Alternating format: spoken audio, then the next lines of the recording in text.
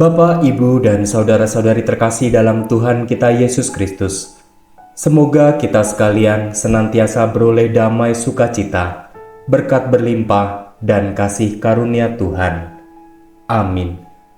Berjumpa kembali di channel Salvator, channel Renungan Sore dan Pujian Mazmur pada hari ini, Selasa 2 Mei 2023, dalam Pekan Paskah keempat.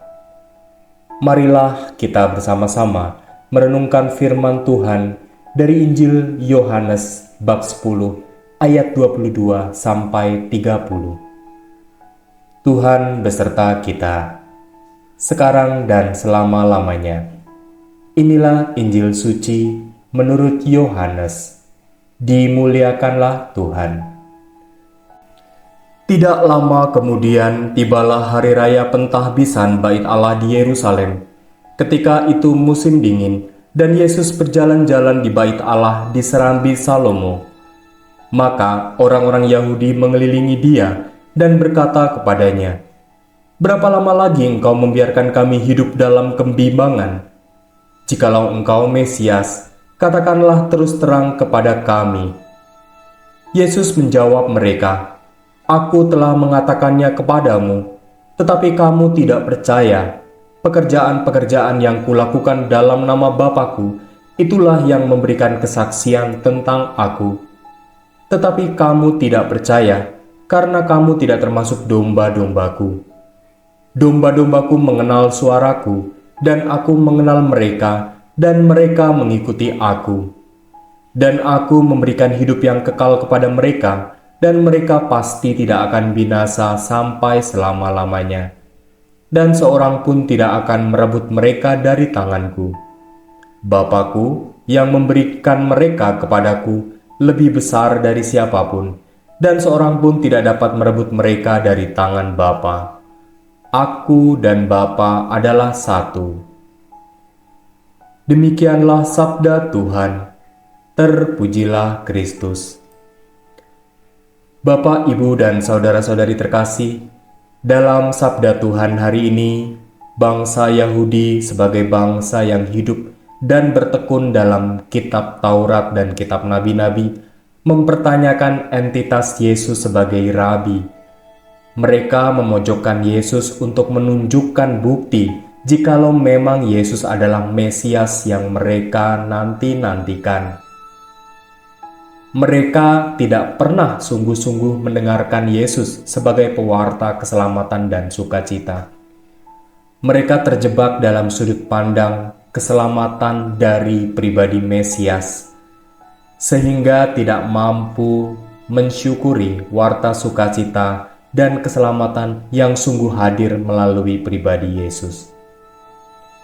Dalam bacaan kisah para rasul hari ini juga ditampilkan perjuangan para rasul dalam menghadirkan gereja perdana ketika banyak umat mengalami penindasan dan penganiayaan.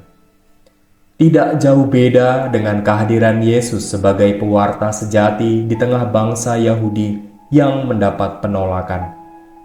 Demikian juga para murid ketika mengawali pewartaan dan mendirikan gereja perdana. Dan ketika jemaat awal akhirnya mendapat julukan Kristen. Meskipun demikian, gereja tidak hilang, gereja tidak binasa, melainkan malah bertambah subur dan kuat. Para murid mewartakan kabar kebangkitan Kristus ke seluruh dunia. Dari sinilah kita hendaknya percaya bahwa Allah senantiasa mengasihi dan menyertai gerejanya. Kepercayaan ini hendaknya kita ungkapkan dengan keberanian untuk mendengarkan dan mengikuti Sang Gembala sejati, yaitu Yesus Kristus Tuhan kita. Keberanian ini merupakan perwujudan dari rasa cinta kita yang telah lebih dahulu merasakan kasih Allah. Hal yang sama perlu kita hidupi dalam kehidupan berkeluarga. Keluarga harus dibangun atas dasar kasih. Kasih yang terwujud dari rasa saling percaya dengan mau ikut mendengarkan para anggota dan bersama mengikuti kehendak Tuhan. Kita masing-masing dipanggil untuk menjadi perpanjangan dari karya pengembalaan Kristus kepada sesama. Agar kesadaran tersebut tumbuh, maka pewartaan pertama-tama tidaklah harus ditujukan bagi orang-orang yang tidak beriman, bukan pula bagi sesama anggota gereja, tetapi cukuplah bagi diri kita sendiri. Bagaimana kita mulai percaya bahwa Allah turut menyertai dan memampukan kita untuk menjadi pewarta kabar sukacita dan keselamatan. Diri kita sendirilah yang harus merasakan kabar sukacita terlebih dahulu. Kita diajak untuk mendalami Allah yang adalah kasih, Maha Pengampun, Maha Murah di dalam hidup ini. Dengan begitu, Injil sungguh akan menjadi sumber kehidupan.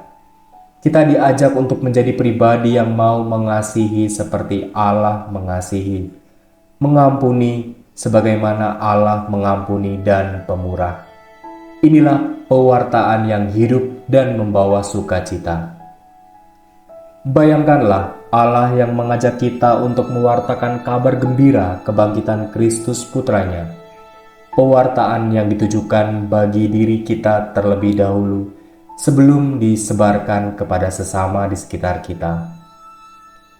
Bagaimana kita mengembangkan sikap untuk saling mendengarkan dan kerelaan untuk mendampingi atau mengikuti anggota keluarga sebagai perwujudan kasih kepada Sang Gembala yang baik yang telah terlebih dahulu mengasihi kita.